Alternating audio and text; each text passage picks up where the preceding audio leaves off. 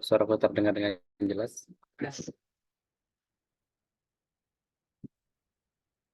Oke, oke, cukup jelas ya. Nah, bertemu lagi di sini kita akan apa namanya belajar tentang penalaran umum.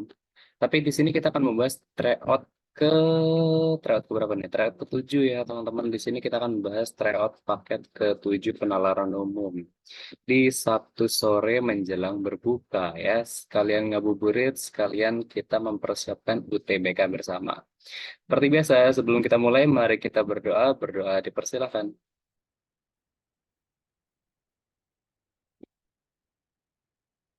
Oke, berdoa tidak pernah cukup. Ini aku akan langsung share screen aja, teman-teman. Nanti dari teman-teman, kalau misalnya ada yang mau ditanyakan nih saat sesi pembahasan, kalau misalnya kurang jelas gitu, atau misalnya suaraku putus-putus, itu langsung konfirmasi aja ya, teman-teman. Bisa on mic atau di kolom chat juga boleh kalau misalnya malu-malu. Atau direct message juga boleh kalau misalnya malu-malu. Oke, ini sepertinya udah terlihat. Nih kita langsung aja nih, kita start dari nomor satu.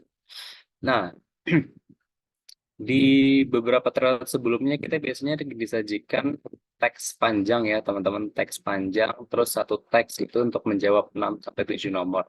Tetapi di tryout paket ke-7 ini, sini satu teks nih, jadi teksnya pendek-pendek nih. Kebanyakan teks pendek, kemudian apa namanya beberapa grafik, itu untuk menjawab cukup satu nomor saja. Memang banyak nih, banyak pola soal di penalaran umum buat UTBK atau SNBT ya. SNBT itu memang polanya itu macam-macam karena kan penyelenggaranya bikin paket banyak gitu ya. Nah, yang pertama, nomor satu di sini adalah sebelum kita baca ke teksnya, walaupun teksnya pendek ya teman-teman, sebelum kita baca ke teksnya, saran gue adalah kita baca dulu apa yang diminta. Yang diminta ini merupakan pernyataan yang memperlemah. Pernyataan yang memperlemah pendapat ahli. Kalau misalnya memperlemah, konteksnya berarti gimana teman-teman? Kalau misalnya memperlemah, berarti konteksnya adalah tidak mendukung ya. Tidak mendukung atau kontra. Kontra atau tidak mendukung teks. Oh, sebentar. Satu kita kecilin. Oke.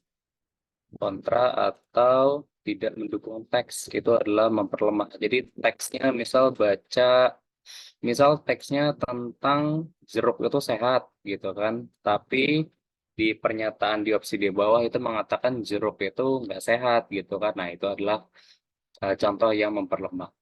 Nah, langsung aja nih.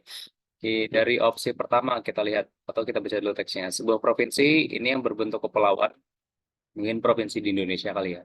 Berbentuk kepulauan itu memiliki biaya logistik yang tinggi. Oke. Provinsi yang bentuknya kepulauan itu biaya logistiknya tinggi. Kemudian seorang ahli. Nah, ini adalah kata-kata seorang ahli logistik. Dia menyebutkan bahwa apa nih? Karena kurangnya meratanya infrastruktur di wilayah provinsi tersebut, ini provinsi tersebut berarti mengacu ke provinsi yang bentuknya kepulauan ya, sehingga tidak semua daerah ini bisa dilalui transportasi darat dengan mudah. Nah, mungkin maksudnya adalah korelasinya adalah ini kan infrastruktur di provinsi kepulauan mungkin pelabuhan dan lain-lain gitu juga apa namanya belum ada jalan yang betul gitu ya. Nah, konteks dari memperlemah pendapat ahli logistik berarti kita fokus aja ke pendapat ahli logistik ini. Pendapat ahli logistik dia mengatakan apa? Mengatakan adanya ini kurang meratanya infrastruktur di wilayah provinsi sehingga tidak semua daerah bisa dilalui transportasi darat dengan mudah. Nah, kira-kira mana nih pernyataan yang sekiranya memperlemah? Nah, kalau misalnya dari opsi A, di sini dikatakan masyarakat memilih menggunakan jasa logistik saat berada di pulau yang sama. Ngomongin masyarakat yang menggunakan jasa logistik. Kayaknya kalau dari teksnya di sini tidak menyebutkan masyarakat ya, masyarakat menggunakan jasa apa gitu. Dan di sini juga tidak menyebutkan apa namanya dari pendapat ahlinya, ini tidak menyebutkan masyarakat ini menggunakan apa nih, ya kan? Seperti itu. Jadi kayaknya kalau misalnya opsi A kurang relevan dengan pernyataan di atas. Ini kita cancel dulu. Pokoknya teman-teman kalau misalnya teksnya atau opsinya di sini tuh kurang sesuai dengan teksnya itu kita cancel dulu ya. Kita lanjut ke opsi B. Perusahaan logistik saat ini memastikan bahwa semua wilayah dapat dijangkau dengan mudah. Nah, perusahaan logistik saat ini memastikan bahwa semua wilayah dapat dijangkau dengan mudah. Kita lihat pernyataan seorang ahli logistik. Di sini dia nyebutin karena kurang meratanya infrastruktur di wilayah provinsi tersebut, sehingga tidak semua daerah Aku lihat dia nyamukin bisa itu ya. dilalui transportasi dengan Dibuang mudah. aja ya, basi kali ya. Nih, dibuang nggak? Roti, buang. Nah, kalau misalnya dari opsi B ini, kalau misalnya dari opsi B ini ngomongin semua wilayah.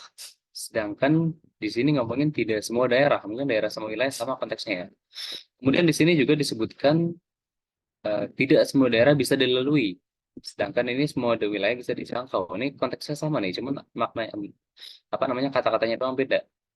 Dan tidak semua daerah bisa dilalui dengan mudah, artinya sulit ya. Kalau misalnya ini semua wilayah dapat dilalui dengan mudah atau dijangkau dengan mudah, ini sebenarnya masih masuk nih. Ya, opsi B sebenarnya masih masuk ya, karena pernyataan seorang ahli logistik itu konteksnya adalah menyebutkan di provinsi tersebut itu nggak semua wilayah bisa dilalui dengan mudah. Sedangkan di sini semua wilayah dapat dijangkau dengan mudah. Yang bikin beda apa? Yang bikin beda adalah ini pernyataan seorang ahli logistik, sedangkan ini apa namanya pernyataan dari perusahaan logistik.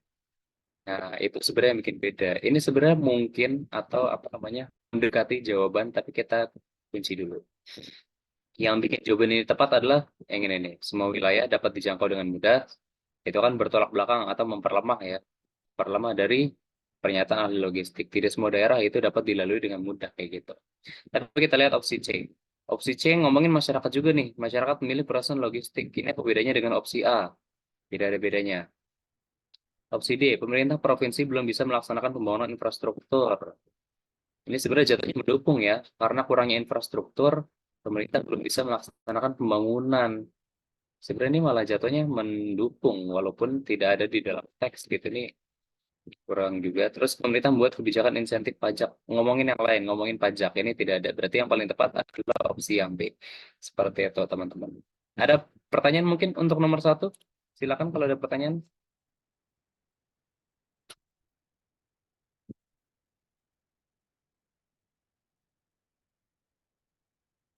Ya, ya. Kalau aman, kita lanjutkan ke nomor berikutnya, nomor 2. Set. Nah, nomor 2 ngomongin simpulan. Oke, ini kita review sedikit. Gimana caranya ngambil simpulan, teman-teman? Simpulan sama kesimpulan sebenarnya beda-beda tipis nih. Kalau misalnya simpulan atau kesimpulan, nih,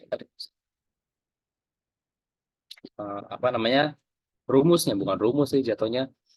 Tipsnya ya, tipsnya. Tipsnya adalah cek kalimat awal sama cek kalimat akhir. Kalimat awal ngomongin apa, kalimat akhir ngomongin apa. Seperti itu. Ini adalah tips untuk menarik sebuah simpulan. Cek kalimat awal dan cek kalimat akhir. Nah, kita lihat simpulan yang paling didukung. Kalau misalnya didukung, berarti memperkuat ya. Beda sama yang sebelumnya memperlemah, ini soal mendukung atau memperkuat. Kita lihat. Di sini dikatakan buah jeruk itu mengandung vitamin C dan antioksidan, sehingga dapat meningkatkan, kita highlight. Oke, dia ngomongin buah jeruk, itu punya vitamin C dan antioksidan. Ada dua kandungan. Ini bisa meningkatkan kekebalan tubuh dan melawan infeksi virus. Kemudian ada penelitian terbaru, penelitian untuk ini menunjukkan bahwa kalau misalnya jeruk bisa mencegah kanker dan menurunkan kadar kolesterol. Nah, kita lihat mana simpulan yang mendukung. Opsi A, banyak penderita kanker yang mencari buah jeruk untuk pengobatan. Apakah buah jeruk untuk pengobatan, guys? Ngomongin kanker, ya, ada korelasinya. Buah jeruk itu bisa mencegah kanker karena punya vitamin C dan antioksidan. Tapi bukan sebagai pengobatan. Bedakan ya teman-teman, pengobatan itu setelah terjadi, kemudian kita obati. Kalau misalnya mencegah, di sini kan konteksnya mencegah itu sebelum terjadi, sudah kita halangi. Seperti itu. Itu bedanya. Jadi ini untuk pengobatan, sedangkan ini untuk mencegah, jelas bukan sebagai sebelum. Kemudian yang B, mengonsumsi jeruk tidak begitu disarankan agar terhindar. Ini malah lebih ngaco ya.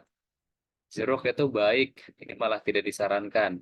Jelas-jelas kalau misalnya teman-teman baca, ini tuh langsung, wah ini jelas-jelas bukan gitu ya. Terus yang C, banyak produk kesehatan yang menggunakan bahan dasar ekstrak buah jeruk. Nah, eh, ini ngomongin produk kesehatan ya. Kalau misalnya ini kan ngomongin buah jeruk itu dimakan langsung ya guys. Ya. Sedangkan ini ngomongin produk kesehatan. Kayaknya tidak ada ini, tidak ada relevansinya. Ya, kalau misalnya kita cek kalimat awal ngomongin buah jeruk, kalimat akhir adalah mencegah kanker. Ini masih tidak ada korelasinya nih. Kemudian nih, harga jeruk menjadi mahal. Ini nggak ngomongin harga sama sekali. Opsi A apa nih? Jumlah buah jeruk yang dikonsumsi mempengaruhi khasiat jeruk untuk mencegah kanker. Oke, ini ngomongin jeruk ya, karena khasiatnya untuk mencegah kanker. Ini betul. Cuman yang bikin apa namanya tanda tanya adalah jumlahnya. Apakah iya jumlahnya itu bisa mempengaruhi khasiat gitu kan? Maksudnya adalah kalau misalnya kita terjemahkan, kalau misalnya kita makan buah jeruk cuma satu, apakah khasiatnya menjadi lebih lemah daripada kita makan buah jeruk 100 gitu ya. Itu kan kita nggak tahu ya. Mungkin maka dari itu jumlah jumlah buah jeruk kita mempengaruhi khasiat ya, mempengaruhi khasiat. Ini bisa dikatakan betul. Tapi yang paling utama adalah jeruk itu untuk mencegah kanker. Di situ tips untuk menjawab kesimpulan. Jadi yang paling tepat adalah yang ini. Siapa yang pernah makan buah jeruk sampai 100 guys? Jangan ya, kebanyakan. Sesuatu yang banyak yang berlebihan tidak baik. Ada pertanyaan untuk nomor 2? Silakan teman-teman. Ada yang bingung untuk nomor 2?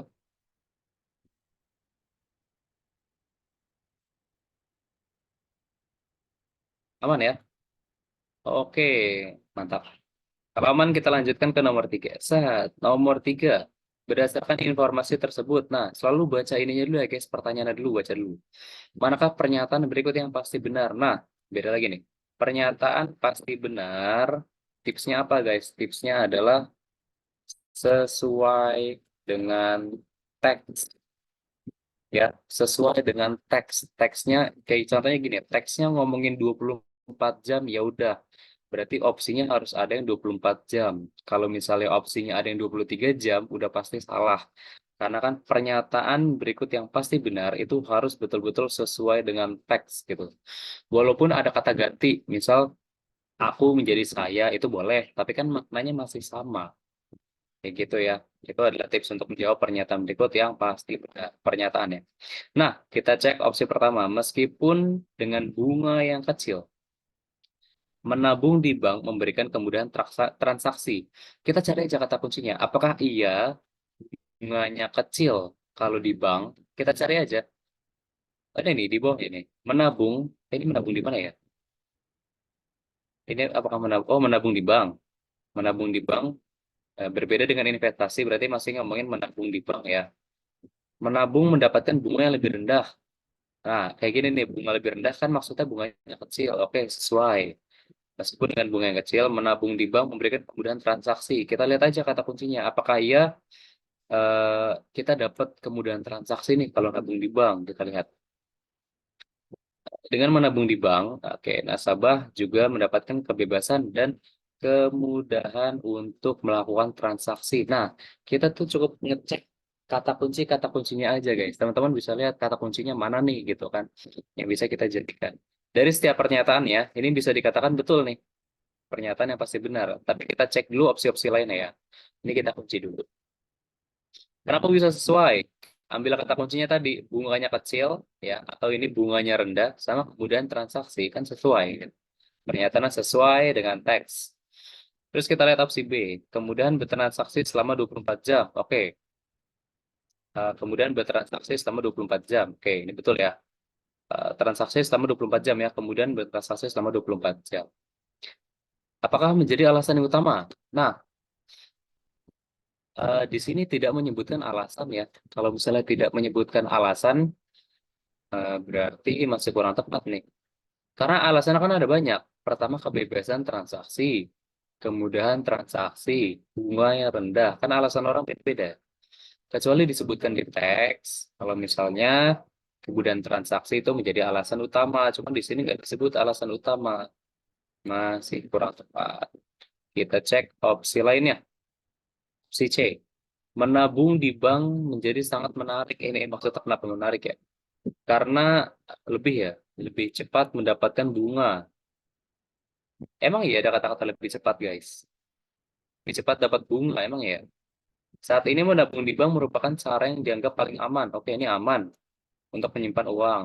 Terus dengan di bank, nabung di bank, nasabah dapat kebebasan, kemudian transaksi selama 24 jam non-stop.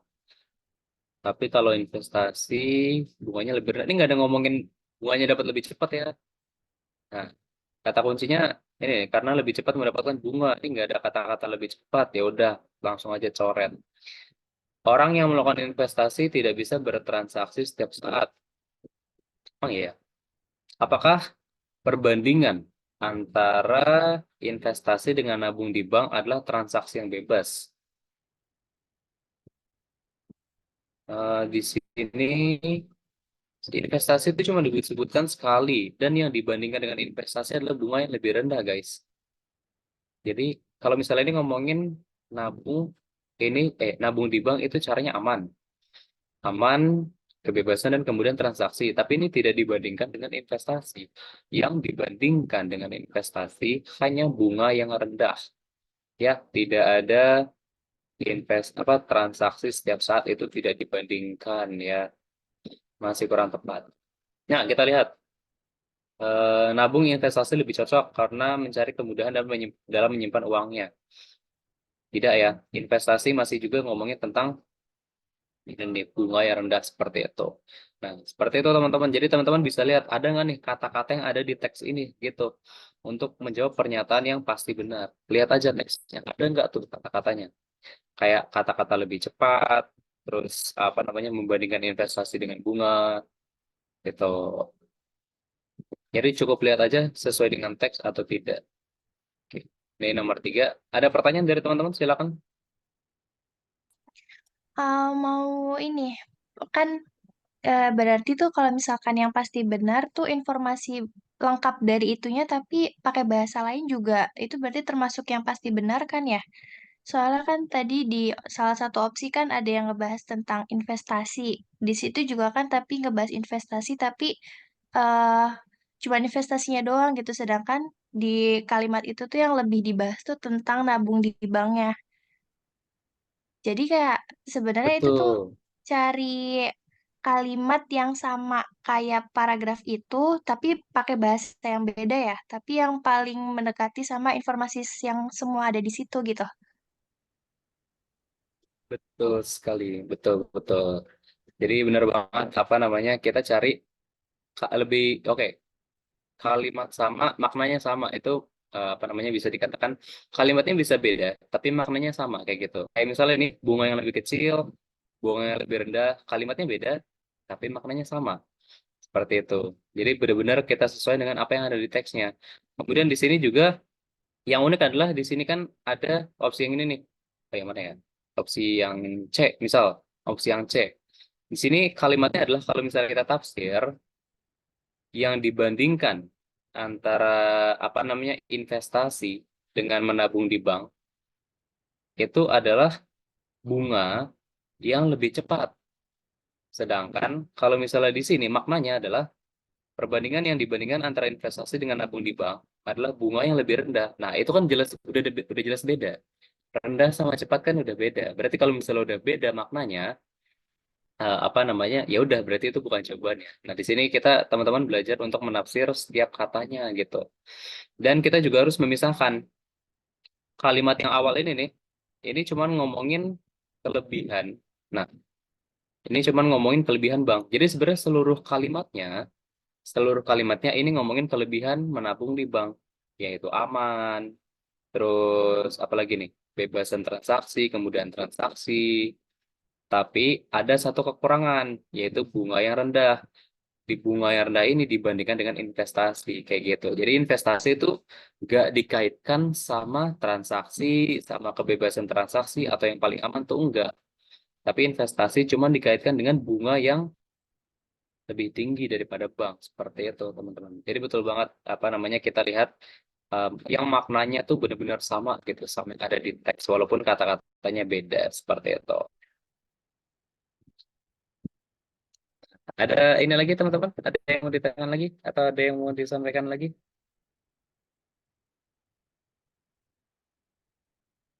Aman ya? Oke, nomor 3 aman. Kita lanjut ke nomor 4. Nah, nomor 4 di sini teman-teman belajar membaca grafik.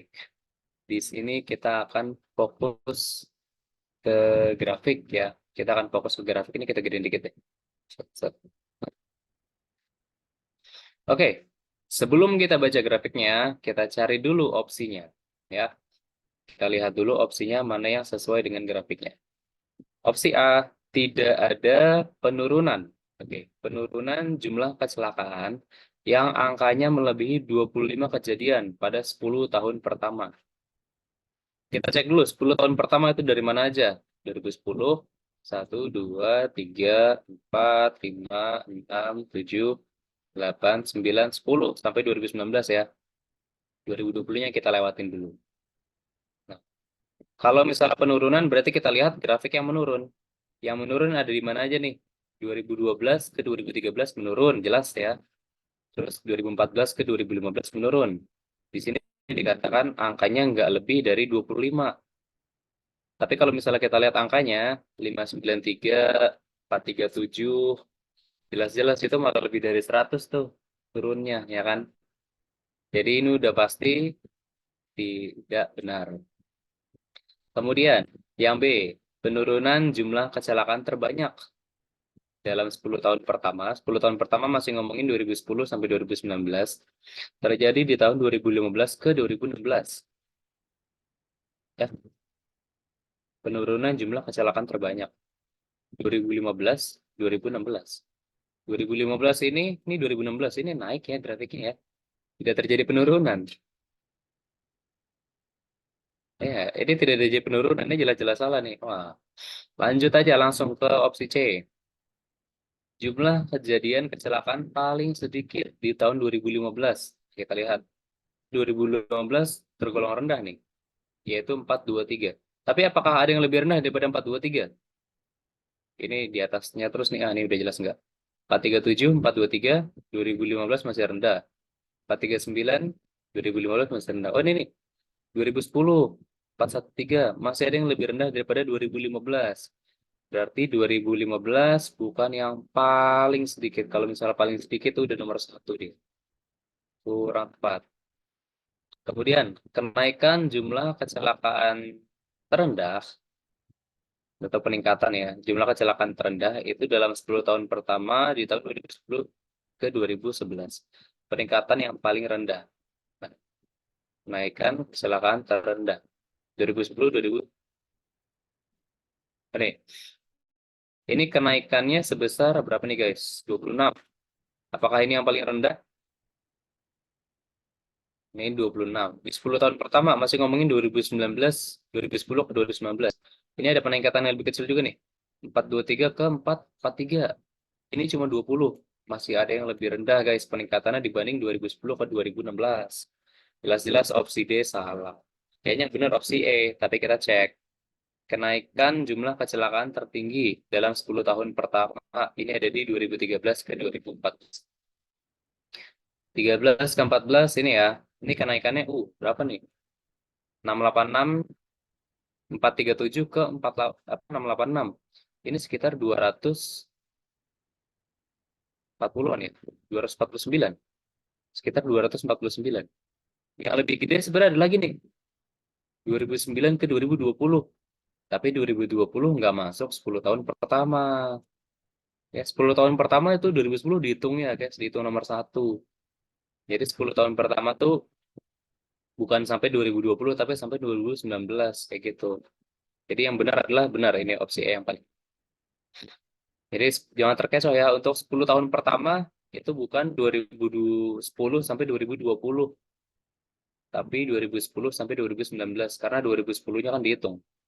Kalau teman-teman hitung ya pasti jadi 10 tahun pertama seperti itu. Aman ya guys untuk nomor 4. Kita lanjut ke nomor, ada pertanyaan? Oh, oke, aman-aman. Nomor 4 aman, kita lanjut ke nomor 5. Set. Ini nomor 5 apa nih? Kalian ada yang pernah dengar bahasa Panda nggak? Di zamanku tuh namanya bahasa Panda deh.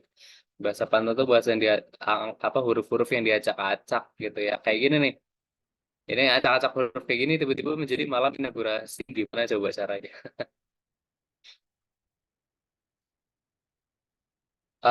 Saran dariku adalah kalau misalnya teman-teman ketemu, oh atau ada dapat polanya. Polanya seperti apa? Siapa yang udah dapat polanya guys nomor 5? Kak, Monggo, monggo. itu polanya itu setiap abjad yang berantakan itu tuh dipisah dulu nggak sih dua-dua jadi LN terus sama ZB terus habis itu nanti yang benarnya itu tuh dimasukin hurufnya ke tengahnya jadi LMN terus habis itu kan apa namanya Z terus AB terus habis itu KLM gitu Wih, jadi yang buat yang oh, tulisan ACH sekiannya itu jawabannya yang D betul nggak Kak? wih. Itu berarti Oke. per huruf kayak dua huruf setelah itu gitu tah? Apa bukan? Itu dimasukin ke tengah-tengah yang duanya itu. Jadi L sama N itu dimasukinnya M. Oh, di tengah-tengah huruf itu ya? Iya. Wow. Ternyata yang dapat polanya guys. Nah, betul ya, betul. Yang pertama apa namanya ini dipisah per dua huruf. Dipisah per dua huruf dulu. Jadi ini nggak urut, nggak apa namanya kita nggak mengurutkan LN ZB kita nggak urutin, tapi kita pisah dulu. Pisah dulu dua huruf. Jadi LN sendiri, ZB sendiri, terus KM sendiri. Habis itu, nah baru ini jadi urutan huruf. Kan LMN huruf abjad ya. L M N. Nah ambil angka tengahnya. Terus Z, A, B. Ini kayak habis Z berulang lagi. Makanya diambil angka tengahnya A. Terus kayak gini nih, K, L, M. Ini kan urutan abjad ya. Ambil L-nya. Betul, betul. Seperti itu. Jadi nanti dapat, kalau diurutin satu-satu dapat malam inaugurasi. Ini kalau udah, kalau misalnya kita urutin yang ini nih untuk yang selanjutnya, nih teman-teman bisa lanjutin nanti. A, C. Nah, di tengah-tengah A, C berarti kan ada B. A, B, C. Nah, cari aja yang di depannya B. Dah langsung opsinya D. Seperti itu. Jadi teman-teman nggak perlu nyelesain ini sampai habis. Kebetulan langsung dapet ya kan. A, B, C ya udah cari aja yang depannya B. Jawabannya cuma satu nih kebetulan cuma D. Jadi nggak perlu dihabisin. Nah, bagi teman-teman yang mudah dalam memecahkan apa namanya kode Perang Dunia Kedua ini, itu teman-teman silahkan apa namanya berlatih tuh, berlatih memecahkan kode Perang Dunia ini ya guys. Tapi kalau misalnya teman-teman ada yang ragu untuk memecahkan ini, silahkan lanjut ke soal-soal berikutnya. Karena pas aku baca soal ini, wah ini gimana pecahinnya ya? Biasanya tuh aku tuh ngurutin ngurutin dulu tuh tadi kan LN ZB ini gimana gitu kan. Terus aku ubah dulu ke angka. Kayak L angka berapa, N angka berapa. Karena kalau misalnya ngelihat ke angka, kalau aku pribadi lebih cepat dibanding lihat ke huruf gitu. Tapi silakan teman-teman bisa berlatih nih untuk memecahkan kode-kode Perang Dunia Kedua ini apa namanya supaya nanti ketika dapet tuh di soal-soal UTBK lainnya teman-teman bisa lebih cepat bisa ngelihat pola itu yang menjadi unik di UTBK. Betul ya untuk nomor 5 nih. Kayaknya aman nih penjelasannya cukup mudah dari apa namanya teman-teman kalian juga. Thank you, thank you. Keren kalian keren. Kita lanjut ke nomor 6. Nah, ini eh, kode Perang Dunia Pertama, guys. Siapa yang udah memecahkan kode Perang Dunia Pertama ini, guys? Monggo, monggo. Siapa yang udah bisa memecahkan ini?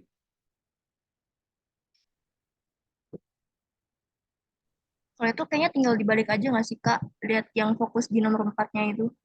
Karena di empat itu kan yang tikus itu kan M pagar terus siki itu. Nah terus tapi dia adanya di belakang di nomor 4. Berarti yang di soalnya itu tinggal dibalik aja jadi tikusnya di belakang gitu. Jadi kucing duluan. Jadi yang ada opsinya bisa lihat sih Kak. Oke, ini ya. Ini adalah soalnya nih. Banyak tikus mengejar kucing. Oke. Berarti teman-teman ngelihat dulu dari ini nih. Memecahkan kode ini dulu. Di sini kan M Mickey Mouse lah gitulah. Mickey Mouse itu tikus atau seekor tikus satu ya, satu tikus. Kalau bisa lihat di sini, kucing mengejar tikus, tikusnya ada di belakang. Terus, tapi di dalam kode apa namanya kode Perang Dunia Pertama ini tikusnya ada di depan. Tapi ditambahin mungkin ini kata hubung atau apa gitu ya. Dan kucingnya di sini ada di depan. Terus di sini kucingnya adalah hiak ya kan. Nah, hiak. Nah, ini kucing atau seekor kucing hiak. Ini ditaruhnya di kedua, ditaruh di kedua. Kemudian mengejar mungkin urma ya. Jadi kayak suatu objek mengejar nih tambahin yobu, terus tambahin urma. Jadi urmanya tuh di belakang, mengejar di tengah. Nah, kalau misalnya kita lihat ke soal, set. Kalau misalnya kita lihat ke soal, di sini ngomongin banyak tikus mengejar kucing. Nah, ini ada kata-kata mengejar. Mengejar tadi sama di sini, berarti kita taruh di paling belakang. Langsung kita coret opsi E. Kemudian kucingnya ada di belakang. Kucing tadi apa? Ini cuma satu kucing ya. Satu kucing. Berarti hiak. Berarti hiakonya di depan ya kan? Hiakonya di depan. Mana nih? Hiyako di depan nih kita coret opsi B. Nah, tadi kalau misalnya kucing yang dikejar, kalau misalnya mengejar tikus, berarti Mickey Mouse O. Mickey Mouse O gitu ya. Berarti kalau misalnya ini apa namanya mengejar kucing berarti Hiyako bukan Hiyak R. Ini kita coret. Hiyako, Bumi, si Ciki. Ya, di sini ngomongin banyak tikus. Kalau misalnya tadi banyak kucing ditambahin R, berarti banyak tikus. Kita tambahin R. Miki apa Bumi Ki Poser gitulah. Berarti opsi yang paling tepat adalah yang D. Seperti itu teman-teman. Jadi teman-teman lihat aja apa namanya, lihat aja nih, pecah aja dari sini nih. Kayaknya aman nih untuk nomor 6. Teman-teman kayaknya jago nih untuk memecahkan sandi-sandi perang dunia ya. Ada pertanyaan untuk nomor 5 dan 6 guys. Silakan sebelum lanjut ke nomor 7.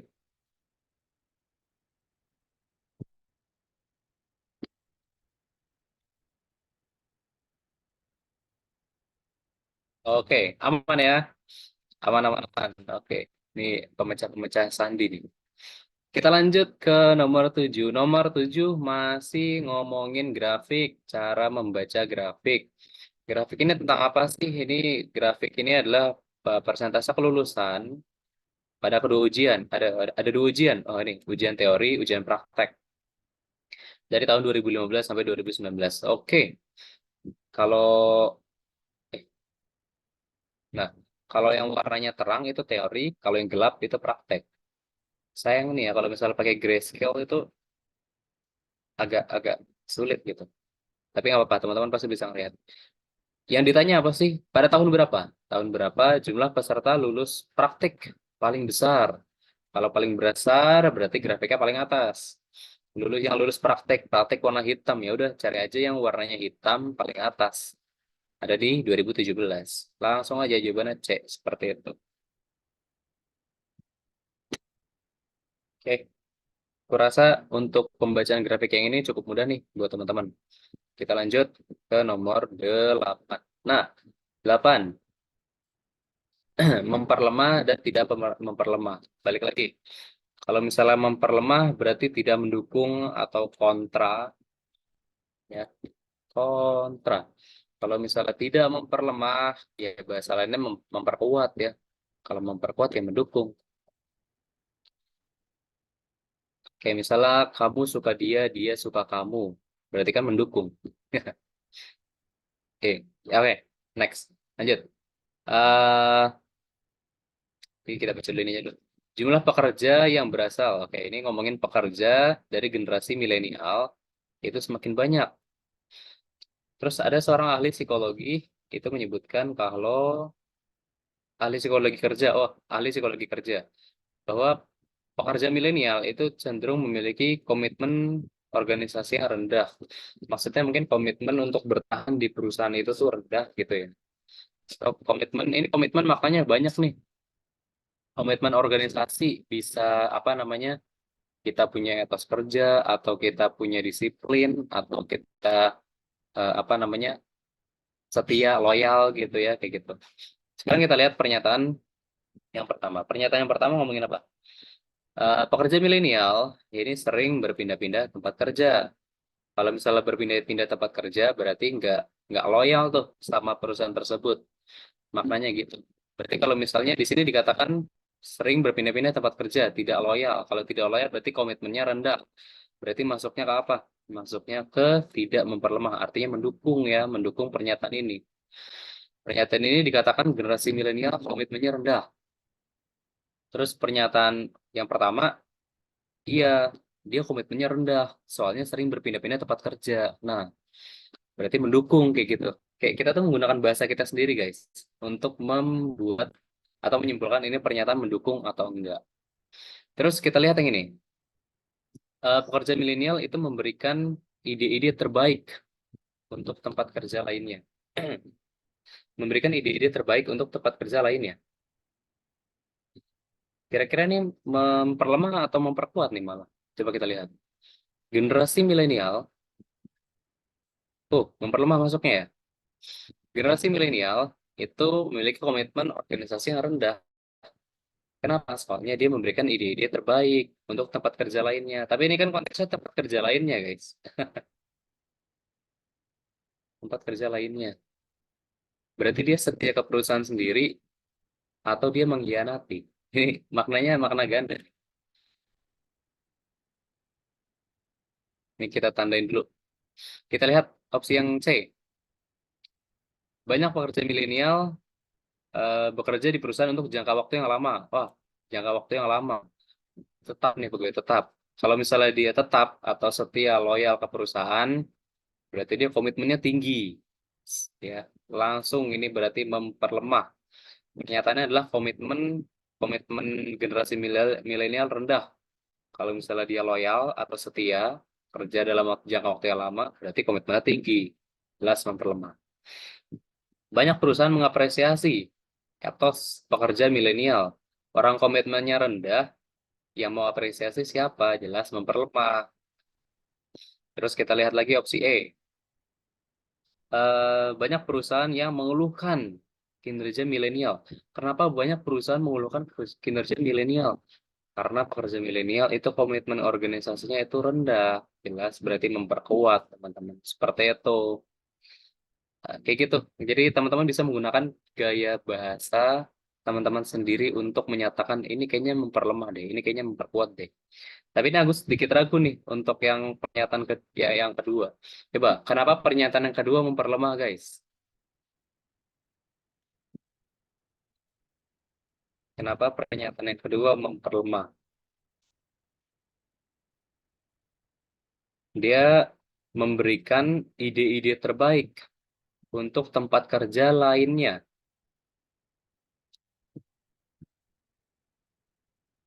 Kenapa dia nggak memberikan ide-ide terbaik untuk tempat kerjanya? Kenapa harus diberikan ke tempat kerja lainnya? Artinya komitmen ke organisasinya tuh rendah atau malah tinggi? Ini agak-agak rancu nih sebenarnya. Teman-teman ada yang punya ide mungkin untuk menjawab ini?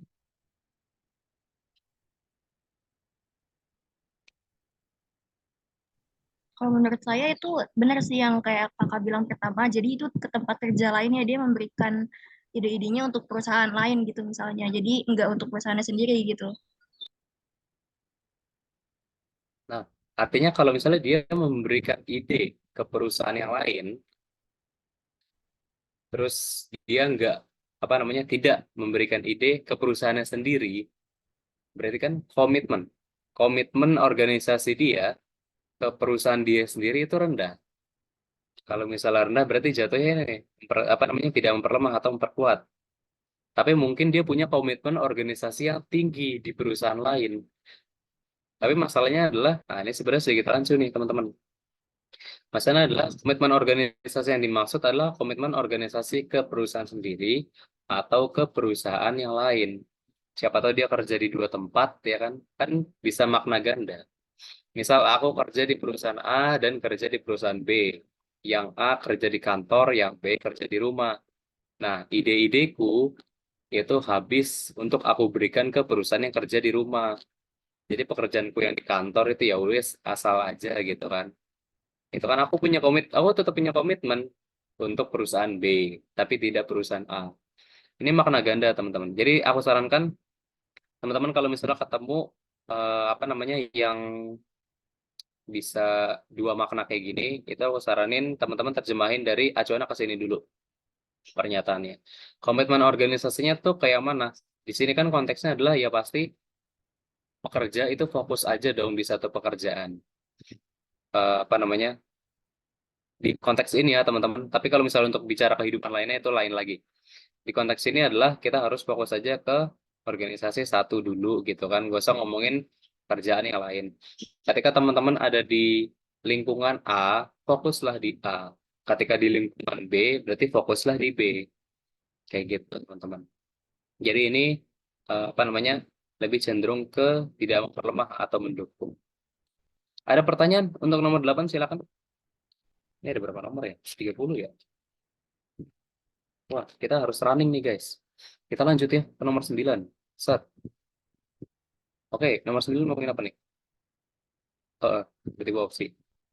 David, siapa yang punya teman namanya David guys? Ini mengelilingi sebuah bundaran HI kali ya.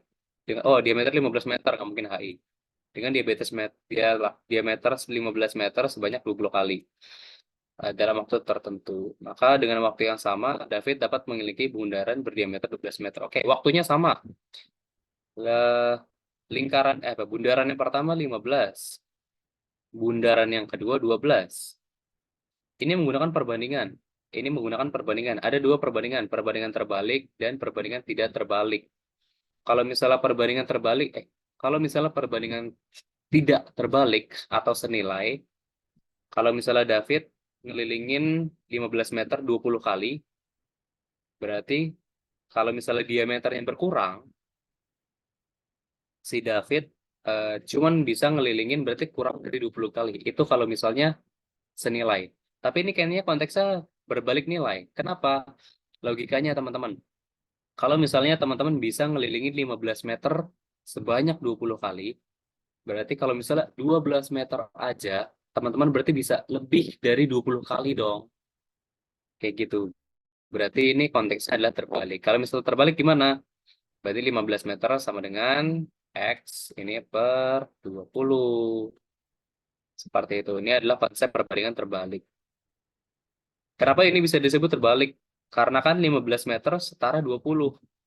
Sedangkan di persamaannya kita balik 15 meter ini setara dengan X. Itu maksudnya terbalik. Jadi kita bisa menggunakan logika sederhana. Ini nanti teman-teman bisa dapatkan nilai X-nya adalah ini tinggal kali silang 20 kali 15, 12 kali X. Maka X-nya nanti dapat adalah 25. Ada pertanyaan untuk nomor 9? Silakan.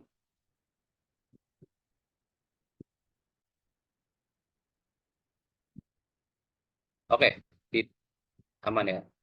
Nomor 10 kita lanjut. Simpulan. Nah, ngomongin simpulan. Simpulan ada berapa premis nih.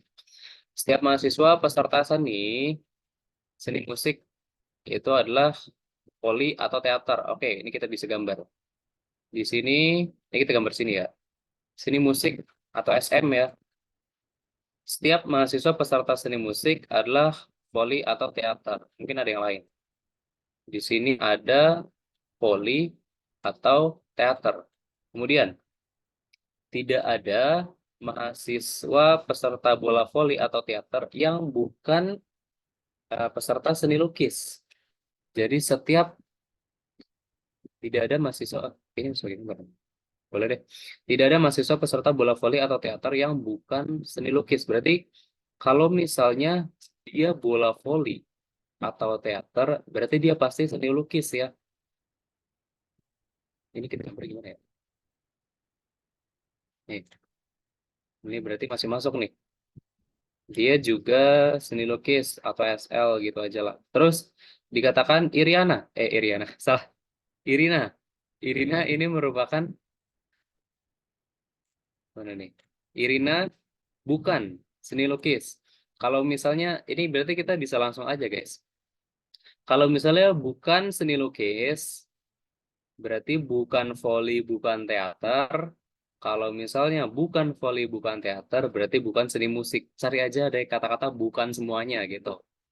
Opsi A, Irina bukan peserta bola voli maupun seni musik. Ini masuk. Terus yang B, Irina bukan peserta seni musik, tapi peserta voli. Jelas salah. Orang dikatakan yang voli atau teater, ya kan, tidak ada peserta bola voli atau teater yang bukan seni lukis. Artinya setiap voli atau teater pasti seni lukis. Terus yang siapa? Irina peserta seni lukis dan bukan peserta seni musik. Ini orang dikatakan bukan peserta seni lukis, oh dikatakan peserta seni lukis, itu jelas salah. Irina adalah peserta teater, jelas salah ya. Bukan peserta musik, tapi peserta teater, jelas salah. Udah jelas opsinya adalah yang A. Jadi gitu teman-teman. Ini kalau misalnya ada kata-kata tidak dan kata-kata bukan, ini kan kalimatnya negatif ya teman-teman. Teman-teman bisa mempermudah untuk mengganti kalimatnya menjadi kalimat positif. Jadi gini, misal setiap mahasiswa seni musik adalah voli atau teater. Nah, kalau misalnya ini kita ubah, yang ini kita ubah jadi positif, yang bola voli dan atau teater itu berarti seni lukis. Nah, kalau misalnya bukan seni lukis, berarti kan bukan voli, bukan teater. Kalau bukan voli, bukan teater, berarti bukan seni musik kayak gitu. Atau bahasanya mudahnya gini, seni musik itu P, voli atau teater ini Q, seni lukis ini R. Kan kalau misalnya dia seni musik, berarti dia voli atau teater. Kalau misalnya dia voli atau teater, berarti dia peserta seni lukis. Nah, kalau misalnya dia bukan peserta seni lukis, berarti dia bukan voli atau teater. Kalau bukan voli atau teater, berarti dia bukan seni. Seperti itu. Ada pertanyaan nomor 10? Oke, kita lanjut ke nomor 11. Nah, simpulan bisa ngambil di awal atau di akhir ya.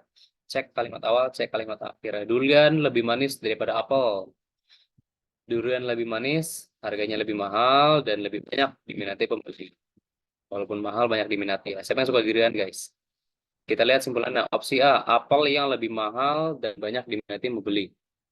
Ini jelas-jelas enggak ya? Durian itu lebih manis daripada apel. Udah sampai situ doang. Kontribusi apel cuma sampai situ.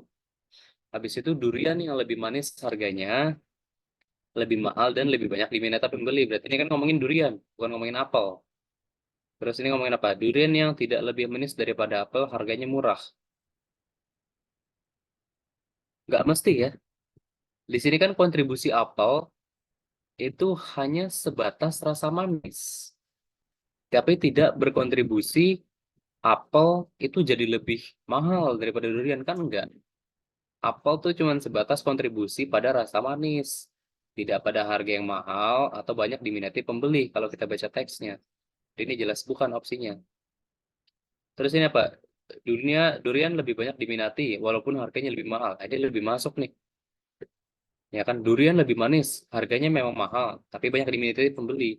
Berarti kan pembeli emang minat karena manis, bukan karena mahal. Makanya walaupun harganya mahal, ini mungkin durian yang harganya mahal tidak banyak diminati, jelas salah. Karena mahal tetap dibeli kok, kayak gitu. Buah yang lebih banyak diminati pembeli belum tentu mahal, lebih ngaco. Jadi yang paling tepat adalah yang C. Ada pertanyaan teman-teman? Lanjut ya. Oke, lanjut. Set. Nomor 12. Oke, simpulan lagi.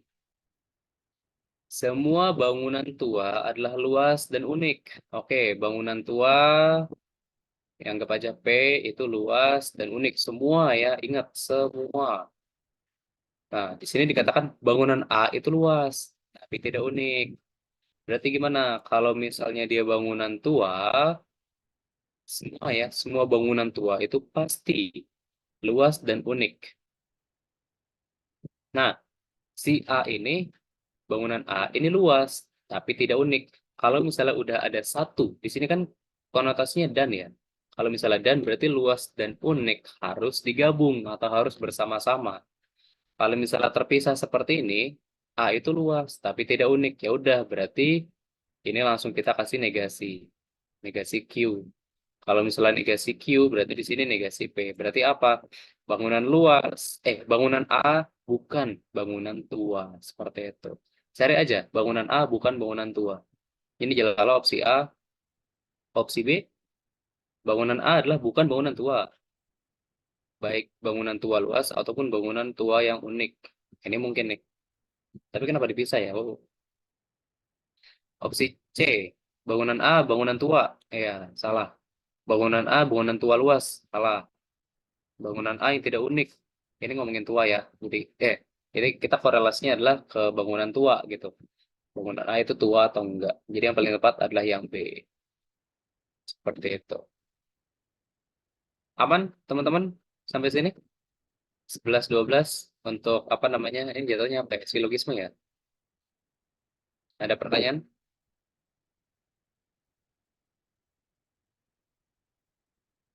Oke. Oke, aman. Kita lanjut ke nomor 13. Nah, 13 nih pernyataan bonus, guys. Soal bonus nih. Soal bonus ya. Risha, siapa yang punya teman namanya Risha? Risha dipromosikan menjadi kabak. Kabak itu kepala bagian ya. Kepala bagian marketing atau kepala bagian akademik. Risha. Nah, ternyata Medina, wah, Medina nyalip nih. Siapa punya teman namanya Medina? Medina itu terpilih sebagai kabak akademik di perusahaan yang sama. Oke, mereka bekerja di perusahaan yang sama, sehingga jabatan tersebut adalah terisi. Berarti kesimpulannya gimana? Apakah Risa tidak jadi dipromosikan? Kan Risa bisa dua ya, guys. Bisa ke marketing, atau, soalnya kan konteksnya atau, bisa ke akademik. Nah, Medina udah di akademik. Berarti kan marketing masih dibutuhkan. Harusnya Risha bisa nih di marketing. Berarti kita cari mana Risha yang di marketing. Risha mendapatkan posisi baru sebagai kabak marketing di perusahaannya. Ini yang tempat, guys. Seperti itu. Seperti itu ya, teman-teman. Kata kuncinya adalah di sini atau. Kalau misalnya atau, berarti sifatnya bisa terpisah. Marketing sama akademik terpisah. Kalau misalnya Risha nggak di marketing, bisa di akademik. Kalau Risha nggak di akademik, bisa di marketing. Kayak gitu terpisah. Beda sama yang bangunan luas tadi. Luas dan unik. Luas dan unik, bangunan tua pasti luas dan unik. Kalau tidak ada luas atau tidak ada unik, ya berarti bukan bangunan tua. Kita lanjut. Lanjut. Nomor 14. Pak Dadang. Siapa yang punya teman namanya Pak Dadang, guys? Pak Dadang ini memenangkan undian berhadiah mobil seharga 150 juta. Wih, mantap. Pemenang harus, ya pemenangnya Pak Dadang ya. Pemenang harus membayar pajak hadiah dengan harga dasar kena pajak sebesar sepertiga dari harga tersebut. Oh, pajaknya adalah sepertiga dari harga tersebut. Harga tersebut mengacu ke harga dasar. Ya, harga dasar pajak nih maksudnya. Harga dasar pajak, bukan harga dasar mobil. Harga dasar pajak. Jadi, sepertiga dari harga dasar pajak. Nah, pajaknya berapa nih? Pajak dasarnya adalah ini 250 perak per 1000. Wow. Ini adalah harga dasarnya. Berarti berapa besar pajak yang harus dibayarkan? Tinggal kita hitung. 1/3 dari harga dasar. Harga dasarnya adalah 250 perak per 1000. 1000 ini adalah nilai barangnya. Nah, per 1000 nilai barang. Nilai barangnya berapa? 150 juta. Kita kali 150 juta. Nah, siapa yang mau ngitung? Harganya berapa nih guys jadinya? Silakan. Berapa pajak yang harus dibayarkan? Langsung aja nih. Sat. Berapa guys?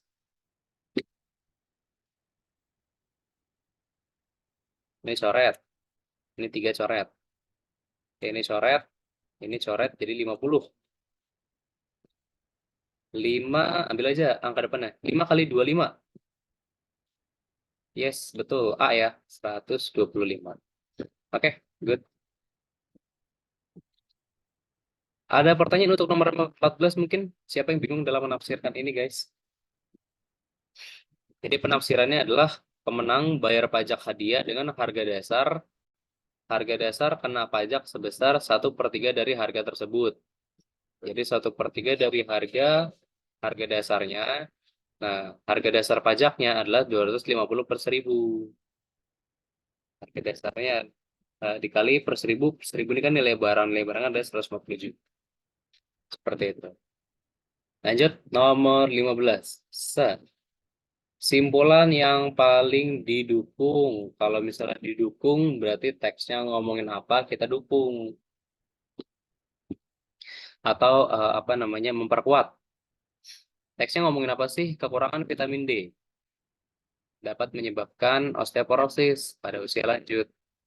Nah, penelitian menunjukkan bahwa wanita yang menopause itu resikonya lebih besar terkena gangguan tulang dan sendi dibandingkan yang belum menopause. Osteoporosis itu merupakan gangguan tulang. Tapi hubungan dengan vitamin D apa ya? Nah, oke. Mungkin gini.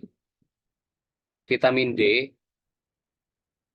kekurangan vitamin D itu dapat menyebabkan osteoporosis. Nah, osteoporosis ini ada gangguan tulang ya. Terus wanita yang mengalami menopause itu bisa resikonya terkena gangguan tulang dan sendi dibandingkan yang belum. Tapi ini konteksnya agak beda ya. Ini kekurangan vitamin D, osteoporosis pada usia lanjut. Nah, wanita ini menopause. Tapi wanitanya usia lanjut atau enggak, kan kita nggak tahu ya. Coba kita lihat opsinya. Opsi A, vitamin D paling berperan untuk mencegah gangguan tulang dan sendi pada usia lanjut. Osteoporosis memang gangguan tulang, tapi tidak semua gangguan tulang itu bisa apa namanya pakai vitamin D, ya kan? Osteoporosis itu memang gangguan tulang, tapi tidak semua gangguan tulang itu pakai vitamin D kan konteks dari teksnya ya kita fokus ke teksnya kan seperti itu.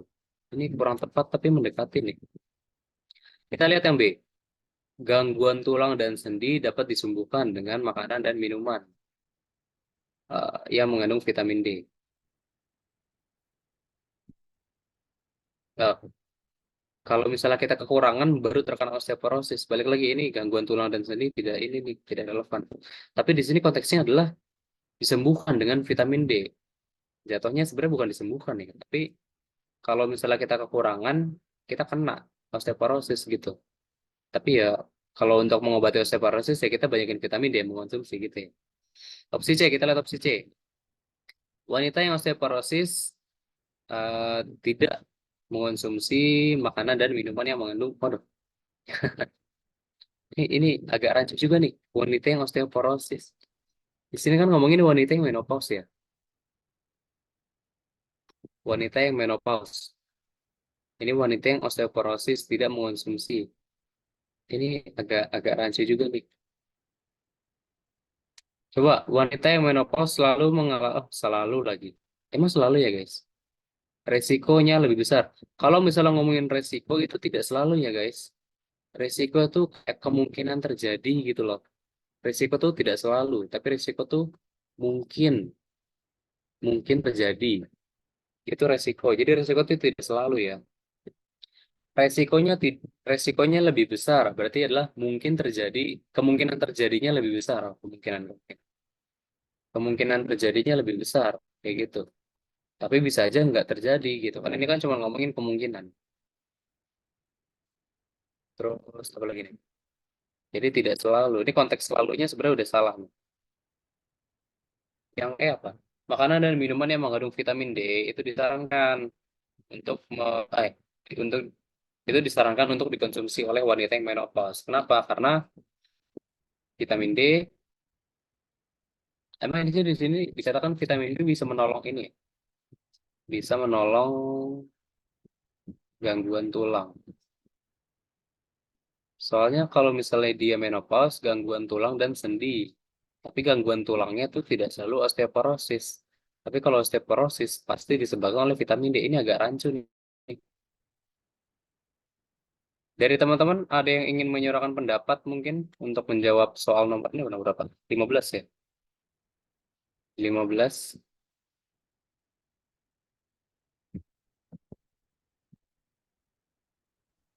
Atau Iya. osteoporosis itu gangguan tulang dan sendi? Apa? Opsi E. Ya, karena yang paling didukung itu kan kayak sebenarnya nggak terlalu ada di teks, cuman kayak kita ngelanjutin pakai bahasa kita sendiri gitu. Jadi, ya sih sebenarnya A juga, cuman kayaknya Ah, kalau misalkan yang dari paling didukung itu kayaknya D.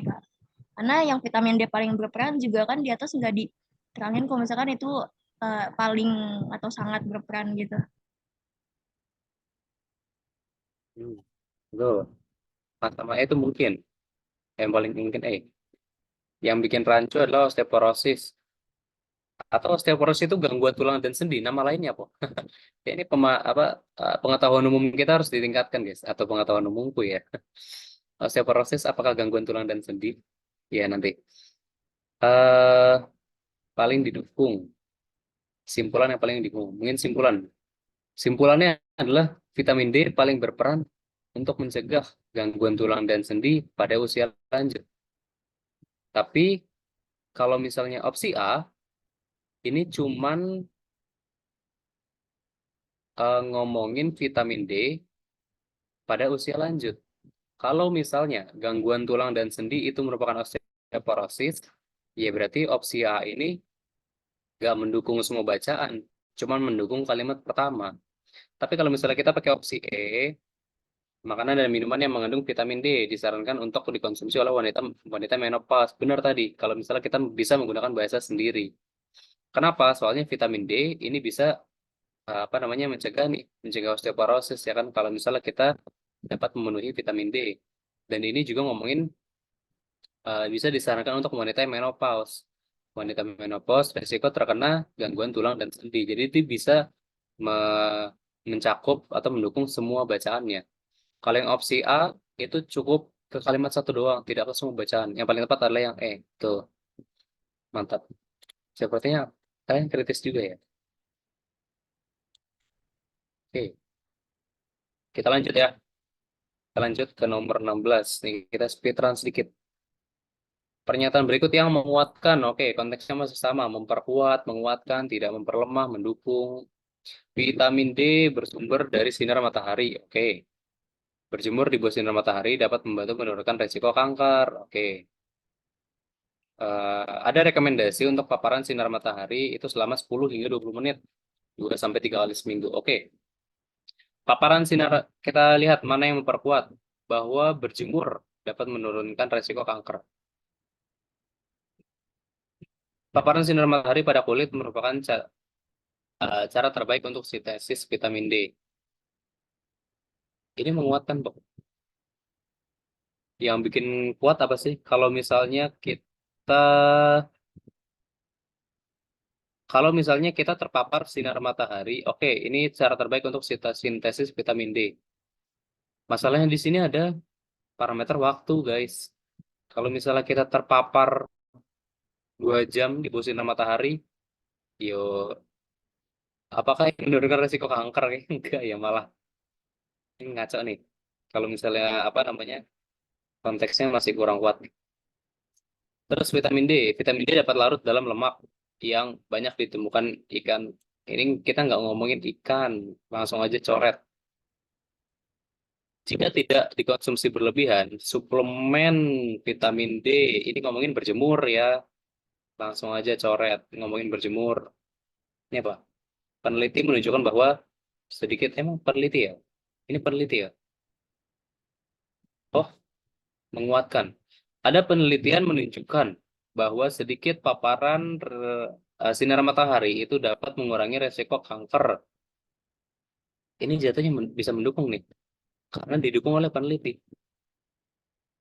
Nih, coba lihat. Ada peneliti menunjukkan bahwa sedikit paparan sinar matahari dapat mengurangi resiko kanker. Kenapa? Karena vitamin D yang bersumber di sinar matahari itu dapat membantu menurunkan resiko pengidap kanker gitu. Nah, resikonya ini adalah waktu 10 sampai 20 menit rekomendasinya. Rekomendasi dari peneliti ini mungkin. Ini apa?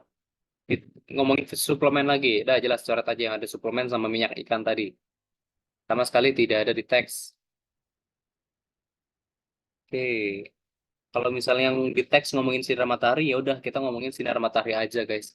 Tinggal didukungnya oleh siapa atau apa namanya saran dari siapa gitu. Itu contoh, salah satu contohnya. Kita lanjut nomor 17. Pernyataan berikut yang tidak benar. Ini cara baca gimana? L itu mengacu ke luas, dah. Luas ya. Luas satu, kayaknya ini cara baca gini deh. Luas satu. Oh ini nih. Oh, ya ya ya. Luas satu ini 2x kali 2 per 2x. 2x kayak gitu ya. Terus ini 8x. Ini kan persegi panjang.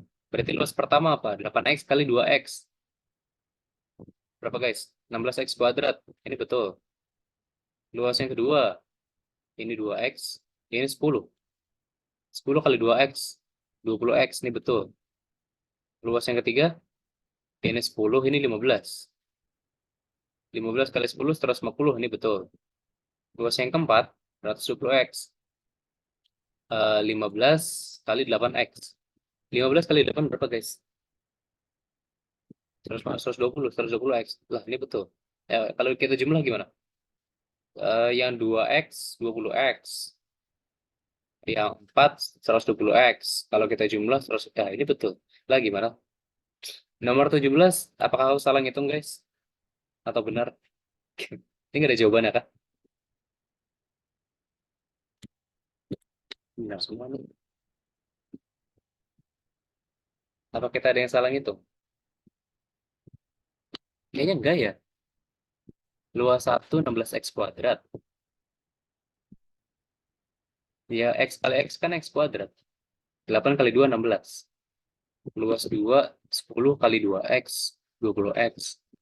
Luas ketiga 150. Luas keempat 120. Kalau 2 sama 4 kita jumlah 140. Lah benar. Benar semua ya. Ini tidak ada jawabannya. Ada pertanyaan nomor 17. Silakan. Oke, kita lanjut nomor 18. Set. Rata-rata berat badan. Nah, rata-rata kita fokus ke ini ya guys, rumus. Rata-rata 16 anak adalah 48 kilogram. Rata-rata rumusnya gimana sih? Sebar sama dengan jumlah nilai dibagi dengan jumlah anak atau jumlah banyak ya, jumlah anak. Kita tahu rata-ratanya. Rata-ratanya adalah untuk 16 anak, rata-ratanya adalah 48.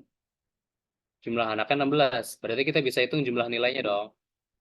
Yaitu 48 dikali 16. Itu adalah jumlah nilainya. Ini sama dengan ya berapa gitu lah guys. Terus kemudian ada 4 anak yang baru daftar. Rata-ratanya berubah jadi 49. Oke, rata-ratanya sekarang jadi 49 dikali 20 anak ya. Soalnya 4 anak udah join. Dikali 20. Nah, berapa rata-rata berat anak yang baru mendaftar? Nah, ini kan jumlah jumlah nilai 16 anak. Ini jumlah nilai 20 anak. Kalau misalnya kita dapat nih guys nilainya. Misal ini nilainya anggaplah ini nilainya X. Terus ini anggaplah yang di bawah nilainya X. Terus yang di atas nilainya Y. Ini kan jumlah nilai jumlah nilai 16 anak, ini jumlah nilai 20 anak. Kalau misalnya kita kurangin X min Y, maka ini adalah jumlah nilai 4 anak ya. Karena kan X itu untuk 20 anak, Y itu 16 anak. Kalau kita kurangin berarti kan jumlah nilai 4 anak. Nah, jumlah nilai 4 anaknya ini anggaplah kita Z. Nah, ini kita bagi 4, nanti teman-teman dapat jawabannya. Nih, teman-teman hitung dulu nih, silakan nih. Y-nya berapa, X-nya berapa, kita dapat X ini, kita kurangin Z. Kalau misalnya kita bagi 4, hasilnya berapa ya? Oh, udah ngitung. 53. Ada pertanyaan nomor 18? Silakan teman-teman.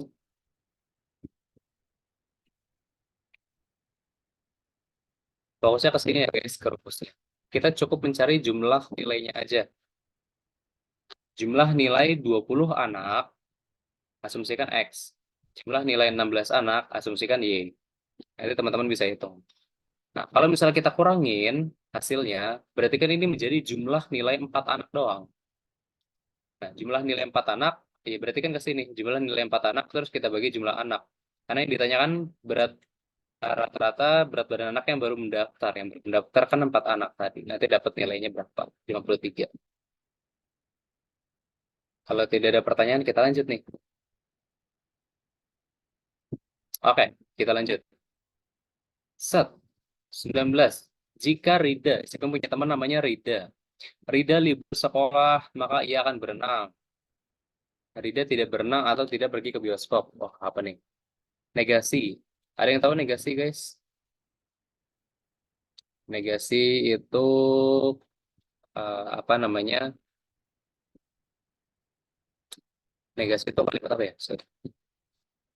Kalimat negatif sih. Cuman negasi itu kalimat negatif.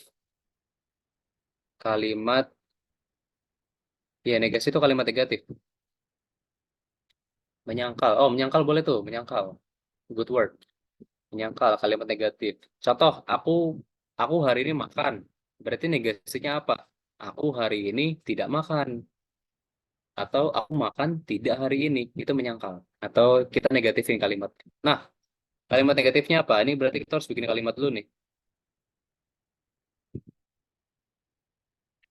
Jadi kita asumsikan gini, guys.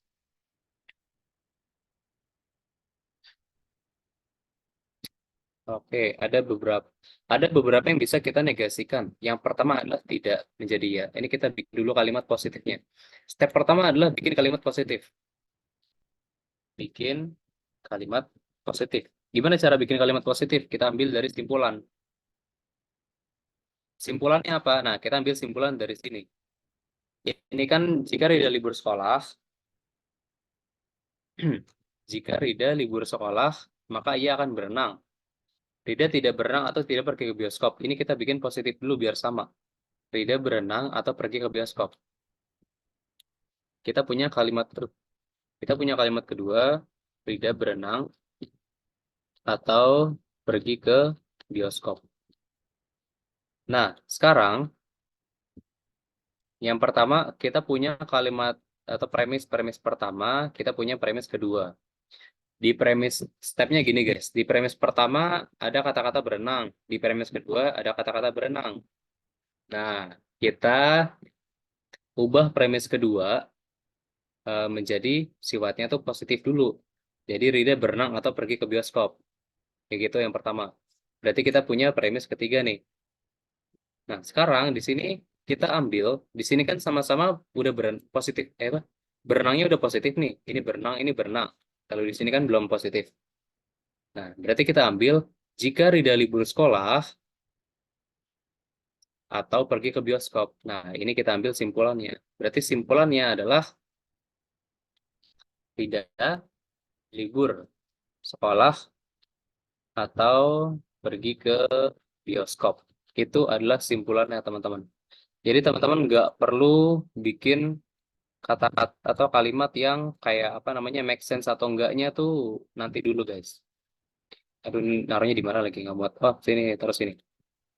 Ini adalah simpulannya. Simpulan. Nah, dari premis 1 dan 3 kita dapat simpulan, yaitu premis keempat. Nah, ini kita bikin negasi. Gimana caranya? Tambahin aja apa namanya kata-kata negatif. Dapat nggak ada di sini opsi malah.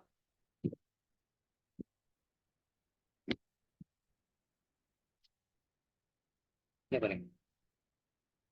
Hmm. Oh, ada satu lagi. Kalau misalnya atau ini ada negasinya guys. Atau negasinya menjadi dan. Ini adalah negasinya. Harusnya tuh tambahin tidak juga nih. Cuman kenapa nggak masuk ya?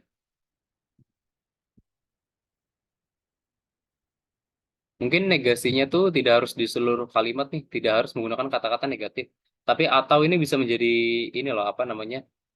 Atau sama dan itu negasi. Apa namanya? Bertolak belakang maksudnya. Atau dengan dan. Misal, aku atau kamu. Ini negasinya adalah aku dan kamu. Kayak gitu teman-teman. Ini dua hal yang bertolak belakang. Kalau misalnya aku atau kamu kan berarti kan kita punya pilihan tuh. Biasa tuh atau aku atau kamu atau ini simbolnya kayak V.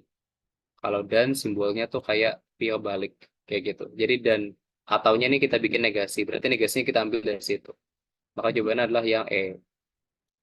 Jadi step pertama adalah kita punya premis 1, kita punya premis 2. Di premis 1 berenangnya positif, di premis 2 berenangnya negatif. Kita bikin dulu kalimat di premis 2 menjadi positif. Dapat premis ketiga, Rida berenang atau pergi ke bioskop. Nah, sekarang di sini premis ketiga ada berenang, premis pertama ada berenang. Kita coret berenangnya. Nanti dapat Rida libur sekolah atau pergi ke bioskop. Nah, yang dinegasikan berarti ataunya menjadi dan. Seperti itu.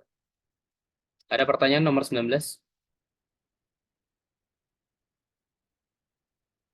Mana ya? Kalau aman, kita lanjutkan ke nomor 20. Set. Nah, pernyataan yang pasti benar. Ketemu lagi dengan pernyataan yang pasti benar. Ya udah, kita baca aja opsinya, kemudian kita sesuaikan. Udara akan lebih panas jika tidak ada pohon trem besi. Apa nih pohon trem besi? Pakar tanaman hutan kota mengatakan bahwa pepohonan sangat efektif. Oke, pepohonan, banyak pohon, sangat efektif untuk menyerap polutan yang menyebabkan polusi udara. Salah satu pohon dengan penyerapan polutan terbaik adalah pohon trem besi, karena besar dan memiliki kemampuan tinggi untuk menyerap CO2. Ya, kalau yang A, udara akan lebih panas kalau nggak ada pohon trem besi. Ini jelas-jelas salah ya. Di sini kan yang bisa menyerap polusi udara kan menyebabkan udara panas.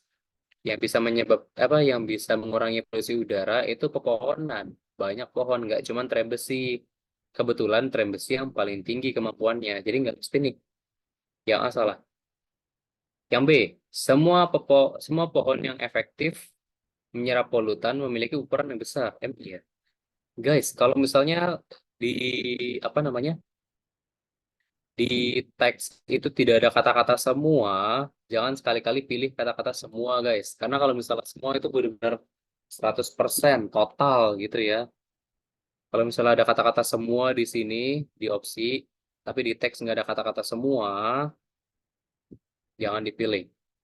Ini kan dikatakan juga salah satu pohon penyerap polutan adalah trem besi karena besar, kebetulan besar gitu. Jangannya dikatakan semua. Opsi C, terdapat pohon selain trem besi yang mampu menyerap lebih banyak CO2. Emang ada?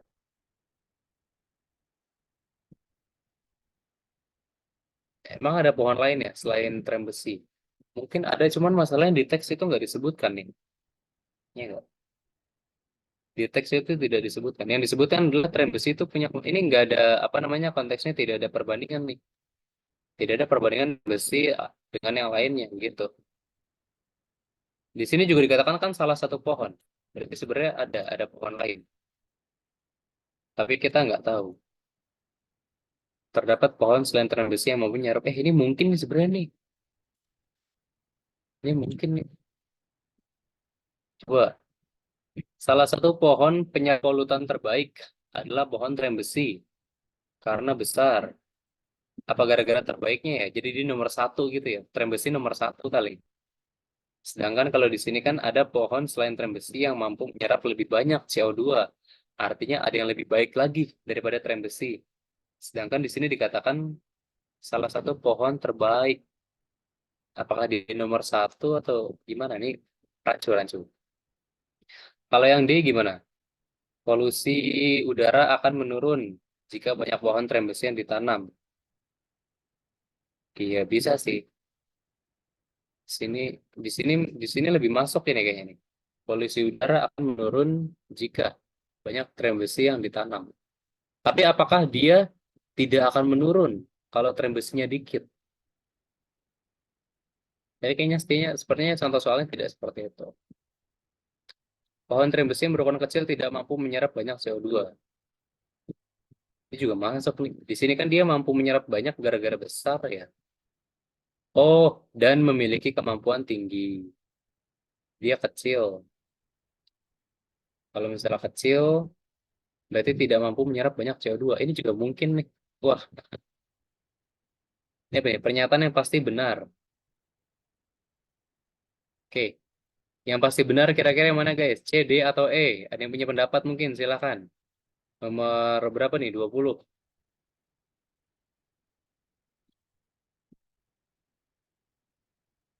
D, Kak. D ya.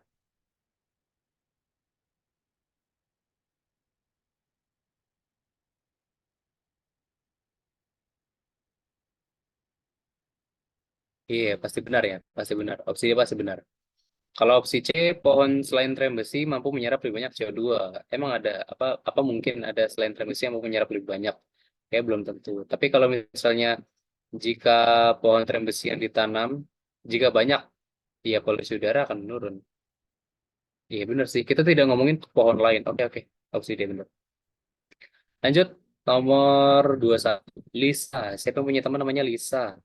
Lisa tidak memiliki SIM C atau Lisa dapat mengendarai sepeda motor. Jika Lisa dapat mengendarai sepeda motor, maka Lisa bisa jalan-jalan ke Kota Malang. Mana kesimpulan yang paling tepat?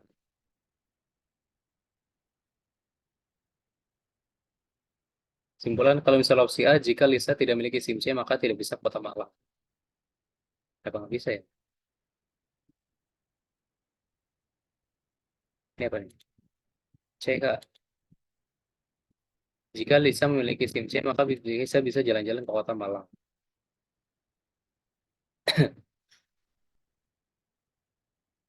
Ini maka Lisa bisa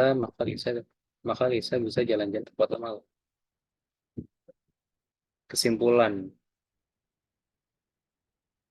Oh,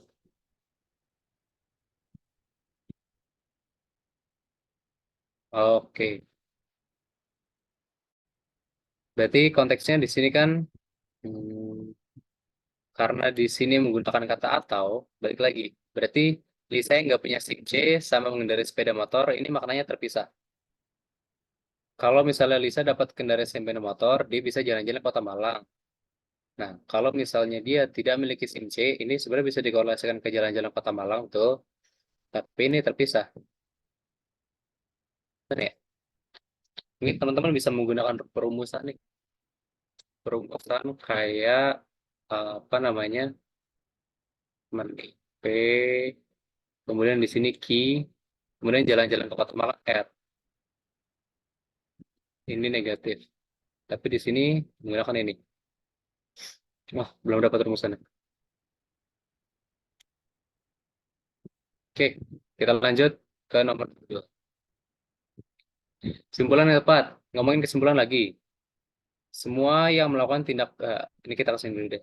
Nggak ada ke sini. Semua yang melakukan tindak pidana korupsi akan dihukum. Oke. Sebagian pejabat terbukti melakukan tindak pidana korupsi. Ya udah berarti sebagian pejabat akan dihukum. Ya, sebagian pejabat akan dihukum. Semua yang korupsi dihukum. Sebagian pejabat korupsi. Ya udah berarti sebagian pejabat dihukum. Kayak gitu aja. Oke, lanjut nomor 23. Cesa. Saya punya teman namanya Cesa. Cesa suka teh, Angga suka kopi. Oh, jika Cesa suka teh, Angga suka kopi. Jika Angga suka kopi, Siska suka susu. Jika Siska tidak suka susu, ya udah ini tinggal coret aja makna samanya. Kalau misalnya ini menjadi negatif, berarti Cesa menjadi negatif. Cesa tidak menyukai teh. Maka jawabannya ini. Oke, kita lanjut ke nomor 24. Set. 24. Sisil dan Banu memainkan lawan kalimat. Lawan kalimat bisa berupa negasi ya. Lawan kalimat bisa berupa negasi. Banu harus mengatakan kalimat ingkaran. Ingkaran itu sama kayak negasi atau penyangkal atau bentuk negatifnya dari yang dikatakan Sisil. Di sini dikatakan Sisil mengatakan semua siswa IPA harus membawa laptop atau alat peraga. Ingkaran dari semua itu adalah sebagian. Terus ingkaran dari atau itu adalah dan. Ingkaran dari harus berarti tidak. Ya udah, tinggal kita cari. Oh, ada siswa, oh, langsung A ya. Oh, ada sebelah. Ada siswa yang tidak membawa laptop dan tidak membawa alat peraga. Tuh. Ya. Ada pertanyaan mungkin sampai sini teman-teman? Atau kita lanjutkan? Kita lanjutkan ya. Speedrun sedikit. Set nomor 25. Jika hujan turun, maka Bella masak sup ayam. Jika Bella masak tumis sawi, dia tidak masak sup ayam. Sekarang Bella masak tumis sawi. Kalau masak tumis sawi, tidak masak sup ayam. Kalau tidak masak sup ayam, berarti tidak hujan. Seperti itu. Langsung aja. Kayak aman nih ya, teman-teman. Kayaknya apa namanya mudah nih untuk mengerjakan silogisme gini ya. Lanjut 26. Set. TPS. Oke, ini dulu. Pernyataan yang melemahkan. Oke. Pernyataan yang melemahkan. TPS ini adalah tes yang didesain untuk mengukur kemampuan berpikir siswa, yaitu untuk memahami dan bernalar. Kemudian, kemampuan ini diperlukan agar dapat berhasil di pendidikan formal, termasuk perguruan tinggi. Kemampuan ini dapat berkembang melalui proses belajar dan pengalaman di sekolah maupun luar sekolah. Oke. Siswa tidak perlu mengikuti kegiatan-kegiatan selain di sekolah. Loh, di sini dikatakan siswa bisa belajar dari pengalaman di sekolah maupun di luar. Ini tidak perlu dikatakan. Dikatakan tidak perlu mengikuti kegiatan selain di sekolah. Ya, langsung aja jawabannya teman-teman. Ini maksud soalnya gimana sih? Maksud soalnya adalah, jadi kita tuh bahasa mudahnya adalah mampu memahami dan bernalar melalui TPS. Nah, kita belajarnya lewat mana? Belajarnya lewat pengalaman di sekolah maupun luar sekolah. Jadi kita banyak berlatih, ini iya, memperkuat argumen, kita mengikuti organisasi sosial iya, ya kan? Karena ini mencakup pengalaman di sekolah dan luar sekolah. Rajin baca iya, rajin belajar iya. Tapi kalau misalnya kita apa namanya cuma boleh di dalam sekolah, padahal di luar sekolah mungkin kita bisa mengembangkan lebih lagi, yaitu malah melemahkan ya. Lanjut 26, kita lanjut ke 27. Nomor 27, siapa yang dapat polanya guys? Ada yang dapat polanya mungkin 27. 22, 25, 24, 27, 26, 11, 14, 19. Siapa yang dapat polanya? Ini berturut-turut pengunjung museum selama 5 hari dan itu konstan perubahannya. Tren jumlahnya konstan. Terus ini pengunjung perpustakaan. Ini polanya gini guys. Teman-teman kalau misalnya dapat pola banyak tapi jawabannya cuma satu, berarti itu benar jawabannya. Tapi kalau misalnya polanya banyak dan jawabannya ganda, berarti itu bukan polanya teman-teman. Contoh, ini ke sini tambah 3. Ini pola dariku. Tambah 3, terus ke sini min 1, terus ke sini tambah 3, terus ke sini min 1. Nah, kan polanya berulang. Terus ke sini berarti tambah 3, yaitu 29. Langsung aja jawabannya B. Tapi kalau misalnya teman-teman dapat pola lainnya, contoh 22, 25, 24, 27, 26. Ini tambah 2. Ini tambah 2. Terus ini tambah 2. Ini ke sini ya. Terus ini tambah 2 ke apa namanya? 29. Itu kan pola lainnya. Tapi kan jawabannya tetap satu nih. Berarti itu polanya benar. Kayak gitu untuk mengecek polanya benar atau tidak. Kita lanjut nomor 28. Set, dikit lagi guys. Melemahkan hipotesis. Hipotesisnya apa sih? Kita baca hipotesisnya aja nih kita baca. Mana hipotesis? Oh ini nih. Berdasarkan hipotesis, Nah, kita fokus aja ke hipotesisnya. Penelitian terhadap sebuah pabrik ini mengungkapkan ketika diawasin di kantor, pegawai melaksanakan tugasnya dengan baik dan hasil produksi lebih banyak, kualitas lebih baik. Ketika diawasin semuanya all good. Nah, mana yang melemahkan? Jika pegawai tidak diawasi, maka pegawai mempunyai kesempatan untuk melakukan hal lain. Iya, apa namanya? Jelas ini memperkuat. Terus apa lagi? Kecepatan pekerjaan bergantung pada pengawasan pemimpin. Ini memperkuat. Jika pekerja diawasi, produktivitas menurun. Yes, ini yang melemahkan ya, betul sekali. Kalau diawasi harusnya kan produktivitas naik, ini malah turun. Ini melemahkan. Lanjut, 29. 29 apa nih? Produksi penjualan toko apel pada tahun 2024. Oh, kita akan memprediksi 2024. Gimana cara memprediksinya, teman-teman? Kalau misalnya kita lihat grafiknya, apel yang warna abu-abu, ini naik, naik, naik. Berarti kemungkinan di 2024 akan naik, ya, akan naik lagi. Lihat aja mana penjualan apel yang meningkat. Ini menurun salah, sama dengan tahun sebelumnya salah. Nah, jeruknya ini naik sekali, kemudian turun, turun. Kemungkinannya apa? Kemungkinan turun. Berarti kita cari mana jeruk yang menurun. Kok bisa? Apa namanya? Padahal ini jeruknya naik sekali. Kita lihat aja 2 sampai 3 tahun ke belakang, teman-teman. Misalnya udah turun-turun, berarti selanjutnya kemungkinan turun. Kayak gitu. Nah, kita lanjut nomor 30. Terakhir, jika satu pelatih dalam setiap lomba diberikan bonus 3,5 juta, total hadiahnya berapa? Oke, ada 4 lomba, berarti ada 4 pelatih. Ada 4 lomba, ada 4 pelatih. Satu pelatih 3,5. Ya udah, ini tinggal teman-teman hitung aja nih sebenarnya nih. Wah, ini ngitung ya. 3 juta per orang. Yang menang emas biologi ada 4 orang. Tambah kimia 6 orang. Tambah fisika, tambah astronomi. Ini dijumlah semua kali 3 juta. Hasilnya anggap aja X. Kemudian yang perak ini dijumlah semua. Kan gitu total hadiahnya. Kalikan 2,5, anggap aja Y. Terus ini dijumlah semua nih. Karena kan yang menang, kayak satu orang satu nggak sih yang menang. Soalnya nggak dikasih tahu berapa. 2 juta. Ini anggap aja Z. Terus ini 4 pelatih. Kali 3,5. Anggap aja W gitu ya. Tinggal kita jumlah deh. Ini berapa hasilnya, berapa hasilnya, berapa hasilnya, berapa hasilnya. Nanti ketemu jumlahnya, hasilnya adalah yang C. Ada pertanyaan dari teman-teman sebelum kita akhiri?